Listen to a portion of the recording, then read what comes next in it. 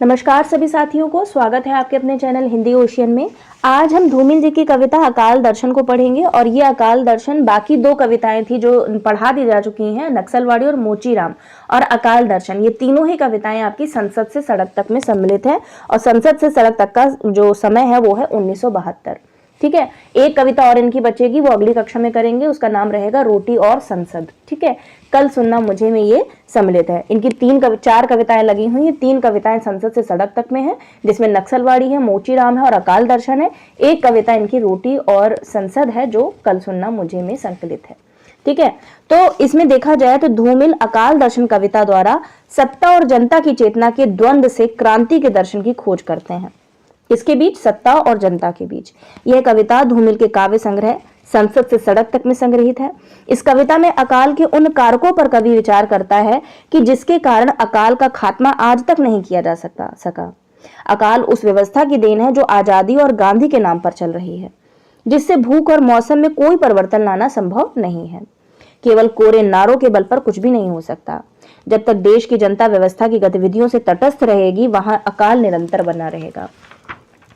उस अकाल को मिटाने के लिए लोगों की समझ और एकजुट सक्रियता बहुत जरूरी है। तो चलिए पंक्तियों को पढ़ते हैं।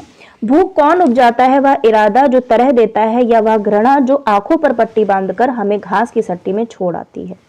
उस चालाक आदमी ने मेरी बात का उत्तर नहीं दिया। उसने गलियों और सड़कों और घरों में बाढ़ की तरह फैले हुए बच्चों की ओर इशारा किया और हंसने लगा।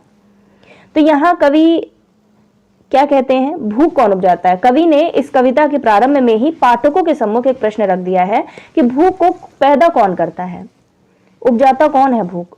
वह जो एक इरादा देता है, या वह घृणा जो आंखों पर पट्टी बांधकर हमें घास के बाजार में छोड़ आती है। आंखों पर पट्टी बांधकर हमें सट्टी पर छोड़ आती है, मतलब बाजार में छोड़ आती है। कवि का अभिप्राय यह है कि भूख पैदा कहां से होती है, वह इरादे से होती है या लोगों की घृणा से। कवि कहता है कि इस चालाक व्यक्ति ने मेरी बात का कोई जवाब नहीं दिया, बल्कि गलियों, सड़कों और घरों में बाढ़ की तरह फैले हुए, मतलब बहुत बच्चे हैं, बाढ़ की तरह फैले हुए बच्चों अर्थात बहुत अधिक संख्या में उपस्थित बच्चों की ओर इशारा करके हंसता हुआ चल दिया। कवि कहता है कि उस व्यक्ति ने सांकेतिक रूप से इशारा कर दिया कि इतने अधिक बच्चों के पैदा करने के कारण भूख बढ़ती है। जहां जनसंख्या ज्यादा है, संसाधन कम है, वहां पर जो भूख है वो बढ़ती ही बढ़ती है। आगे है पंक्ति, मैंने उसका हाथ पकड़ते हुए कहा, बच्चे तो बेकारी के दिनों की बरकत हैं। इससे वे भी सहमत हैं जो हमारी हालत पर तरस खाकर खाने के लिए रसद देते हैं। उनका कहना है कि बच्चे हमें बसंत बुनने में मदद देते हैं। तो यहाँ देखा जाए, कवि आगे उस चतुर व्यक्ति का हाथ पकड़ते हुए कहता है, जिसने जवाब नहीं दिया था, कि बच्चों का अधिक होना तो बेकारी व बेरोजगारी के कारण ही होता है। खाली समय में बैठे बैठे बच्चों की संख्या में वृद्धि होना तो एक स्वाभाविक बात है। इस बात में वे लोग भी सहमत हैं जो हमारी हालत पर तरस खाकर खाने के लिए भोजन की सामग्री हमें देते हैं। कुछ लोग ये भी कहते हैं कि बच्चे बसंत ऋतु बनाने में अर्थात देश को खुशहाल भविष्य देने की प्रेरणा देते हैं।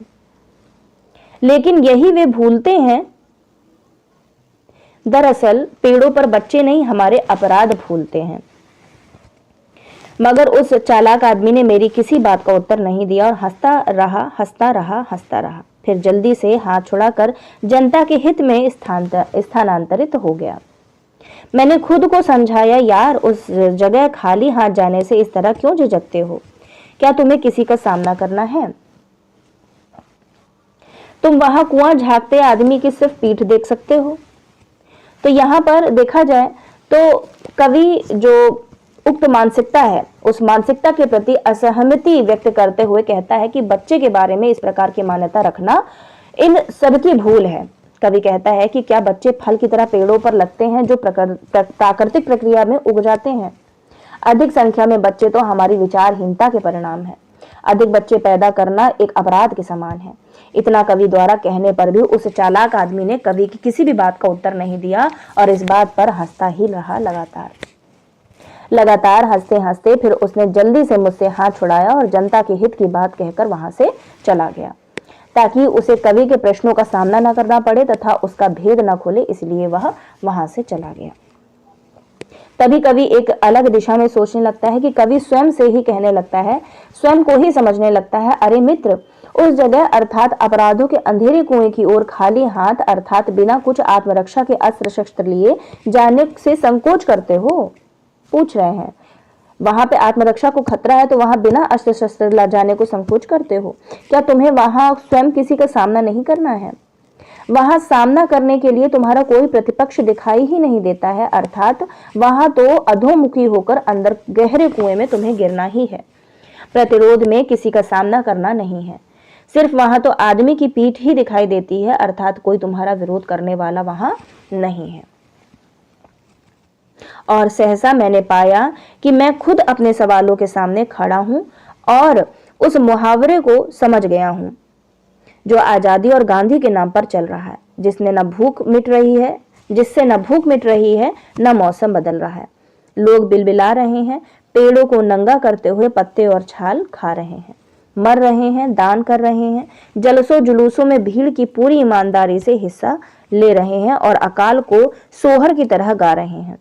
झुलसे हुए चेहरों पर कोई चेतावनी नहीं है। तो यहाँ पर देखा जाए कि कवि हैं, वो कवि को जब अपने ही सवालों का जवाब नहीं मिल पाता है तो उन्होंने कहा कि अचानक मैंने स्वयं को ही अपने सवालों के सम्मुख खड़ा कर लिया है। कवि कहता है कि मैं उन मुहावरों को अब समझ गया हूं जिन्हें लोग आजादी और गांधी के नाम पर प्रयोग कर रहे हैं। उनसे ना तो भूख मिटती है और ना ही देश का मौसम बदलता है। कवि आगे व्यंग करता हुआ कहता है कि लोग भूख के कारण बिलबिला रहे हैं, उनके पास खाने के लिए कुछ भी नहीं है, वे पेड़ों की छालें और पत्तों को उखाड़ उखाड़ कर खा रहे हैं, वे भूख से मर रहे हैं, अपना जीवन दान कर रहे हैं, परंतु फिर भी वे कोई भी जलसा हो या कोई भी जुलूस हो उसमें ईमानदारी से भाग ले रहे हैं। वे अकाल को मांगलिक गीतों की तरह गा रहे हैं। भूख की आग के कारण उनके चेहरे झुलसे हुए हैं, लेकिन उन पर किसी भी प्रकार की चेतावनी नहीं है, अर्थात भूख होते हुए भी उन पर उक्त बातों का कोई प्रभाव नहीं पड़ रहा है। मैंने जब उनसे कहा कि देश शासन और राशन, उन्होंने मुझे टोक दिया है। अक्सर ये मुझे अपराध के असली मुकाम पर अंगुली रखने से मना करते हैं। जिनका आधे से ज्यादा शरीर भेड़ियों ने खा लिया है, वे इस जंगल की सराहना करते हैं। भारतवर्ष नदियों का देश है। बेशक यह ख्याल ही उनका हत्यारा है। यह दूसरी बात है कि इस बार उन्हें पानी ने मारा है। क्या कहते हैं? कवि कहता है कि मैंने जब उनसे कहा कि अर्थात राजनेताओं से कहा, देश का शासन या जनता का शासन उनकी समुचित व्यवस्था से ही ठीक हो सकता है, तब वह मुझे टोक कर चुप करने का प्रयत्न करते हैं, अर्थात उनकी दृष्टि में भूख का सवाल अहम महत्व का नहीं है। सच तो यह है कि यह राजनेता अपराध के सही बिंदु पहुंचने को सदा नाकाम करते रहे हैं। उन्हें उनके पक्ष के समर्थक ही सभी जगह मिल जाते हैं।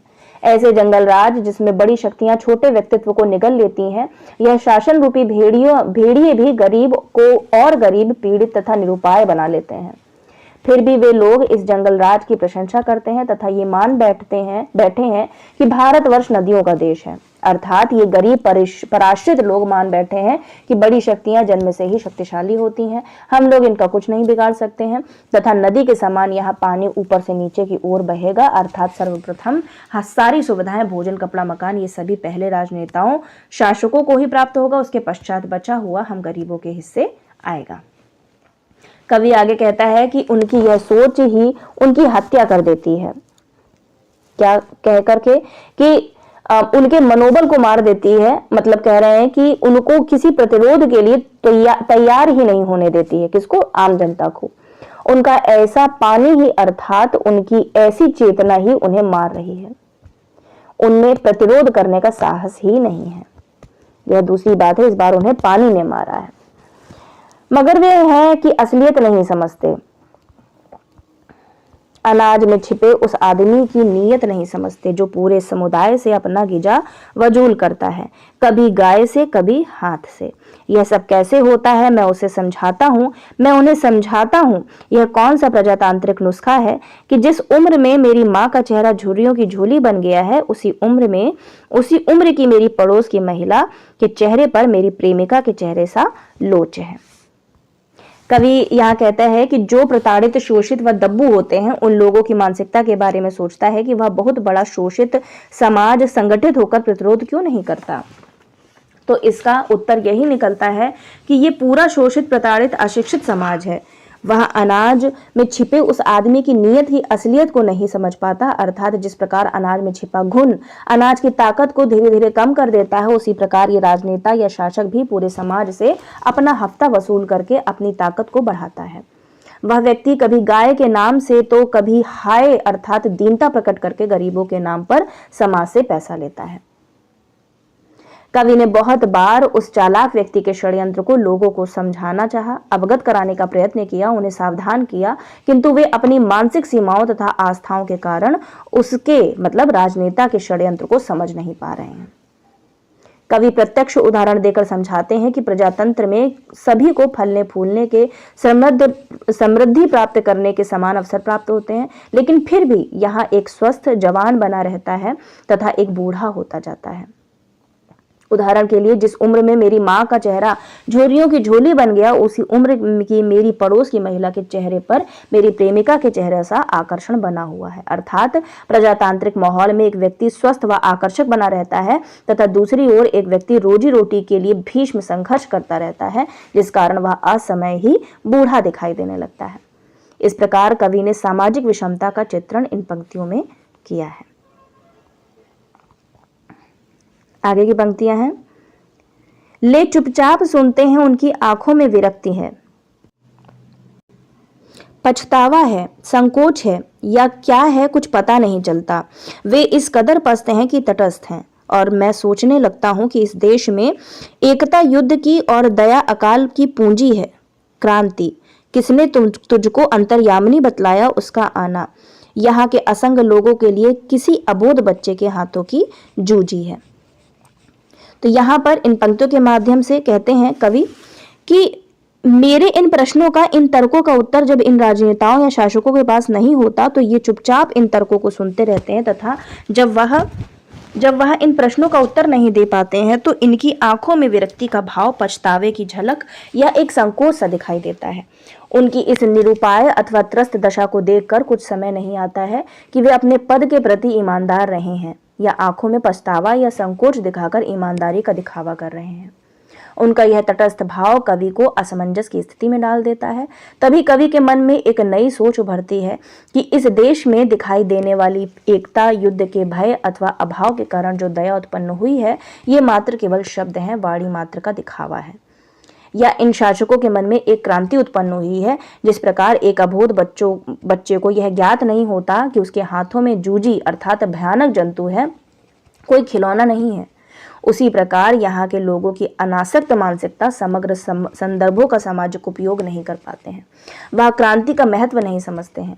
अकाल के माध्यम से इस कविता में धूमिल जी ने समाज की वास्तविक स्थिति का दर्शन कराने की चेष्टा की है। ठीक है, तो यहाँ पर ये समाप्त होता है आपकी जो कविता है अकाल दर्शन।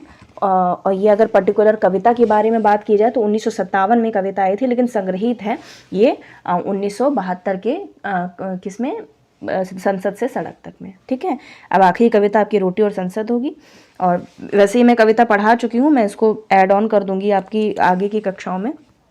ठीक है, मिलते हैं तब तक एक नए वीडियो के साथ में, तब तक तैयारी में लगे रहिए। मिलते हैं अगले वीडियो के साथ में, तब तक सभी अभ्यर्थियों का हृदय की गहराई से प्रेमपूर्वक धन्यवाद।